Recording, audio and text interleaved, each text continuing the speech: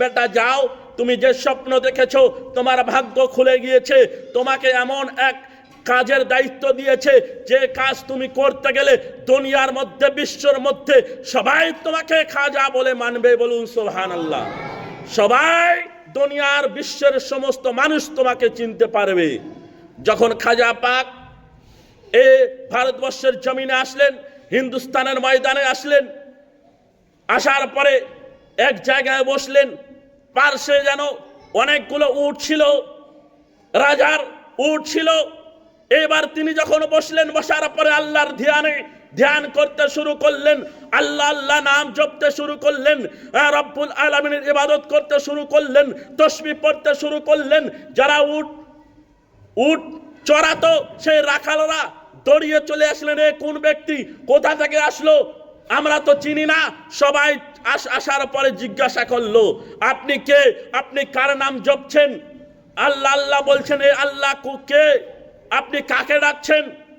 খাজা পাক খাজা মাইনুদ্দিন চিশতি রহমাতুল্লাহ আলাইহি বললেন যে আমি মহান রব্বুল আলামিনকে ডাকছি, যে আমাকে ও তোমাকে বানিয়েছে, যে দুনিয়া বিশ্বকে সৃষ্টি করেছে, সেই রব্বুল আলামিনকে ডাকছি। তখন তারা হতবাক হয়ে গেল যে আমাদের ধর্ম ছেড়ে এই ব্যক্তি কোন একজনকে ডাকছে। তারা সবাই চলে গেল রাজার কাছে। রাজার কাছে গিয়ে বলল, তারা বলতে শুরু করলো, রাজা সাহেব, রাজা মশাই, আমাদের দেশে আমাদের এলাকায় একজন বুজুর্গ এসেছে, সে আল্লাহ আল্লাহ বলে, আমাদের ভগবানকে মানে না, আমাদের ভগবানকে ডাকে না, সে আল্লাহ আল্লাহ বলে, সে খোদা খোদা বলে, আল্লাহর ইবাদত করে, আল্লাহকে ডাকে।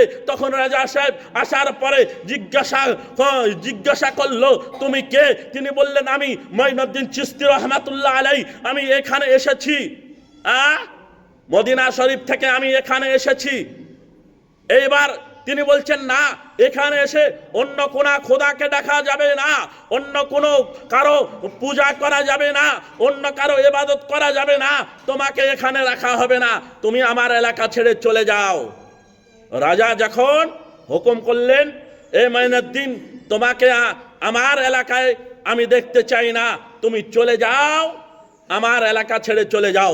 এইবার মাইনুদ্দিন চিশতি রহমাতুল্লাহ আলাইহি খাজা পাক সেই যখন উঠে গেলেন, ওঠার পরে বলছে, যখন আমাকে বসতে দিলে না রাজা মশাই, তাহলে শোনো, তাহলে তোমার উট বসে থাকুক, আমি চলে যাই। এই কথা বলার পরে যেন চলে রাস্তা শুরু করে দিলেন, হাঁটতে শুরু করলেন। পরের দিন যেন দেখা গেল যে তার উটগুলো, রাজা পাকের উটগুলো বসেছিল তো বসেই আছে, তার প্রজাগুলো, রাখালগুলো উটকে উঠানোর জন্য এত চেষ্টা করতে শুরু করলেন, মারতে শুরু করলেন, কোনো কথা শোনে না, উঠতেই চায় না। তখন তারা বাধ্য হয়ে রাজা পাকের দরবারে চলে গেল। কি বলছে, রাজা মশাই, আপনার যে উটগুলো বসেছিল আর উঠতে চায় না, এত আমি মারধর করছি, আমরা উঠতে বলছি, কিন্তু উট কখনো ওঠে না, উঠাতে আমরা পারলাম না।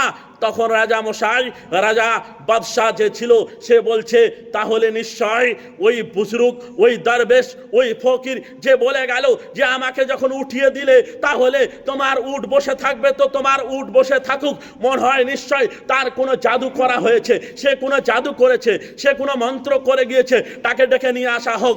এইবার তার প্রজাগুলো তাকে ডেকে নিয়ে আনা হলো। খাজা পাক আসলেন, আসার পরে বলছে, দয়া করে আমার উটগুলো বসে গিয়েছে, আপনি কি করেছেন? আমার উটগুলো ওঠে না, আমার উটগুলো একটু উঠিয়ে দিবেন। এবার যখনই খাজা পাক উটের সামনে আসলেন, আসার সঙ্গে সঙ্গে কিছু বলতে হলো না, উটগুলো যেন সবাই উঠে গেল খাজা পাককে দেখে। বলুন সুবহানাল্লাহ। সমস্ত উট উঠে গেল, সালাম দিতে শুরু করলো খাজা পাককে। এ ব্রাদার, বুঝা গেল একটা জানোয়ার হয়ে ওলিকে চিনলো, একটা পশু হয়ে ওলিকে চিনলো, কিন্তু পশু নামের কিছু গাধা বের হয়েছে, তারা পীরকে মানে না, ওলিকে চেনে না, ওলির ক্ষমতা মানে না, তারা পশু হয়ে খাজা পাককে চিনলো। কিন্তু আজ কিছু মানুষ নামে পশু বের হয়েছে, দুপায়া, তারা ওলিকে মানতে চায় না। ও ওলি কি জিনিস, ওলির দরবারে যাব কেন, ওলিকে মানবো কেন, ডাইরেক্ট খোদাকে মানবো, ডাইরেক্ট আল্লাহকে মানবো। যদি ডাইরেক্ট আল্লাহর কাছে সব পাওয়া যেত, আল্লাহ যদি নিজেই ডাইরেক্ট আমাদের সব কিছু দিত, তাহলে নবী পাঠাতেন না, ওলি পাঠাতেন না।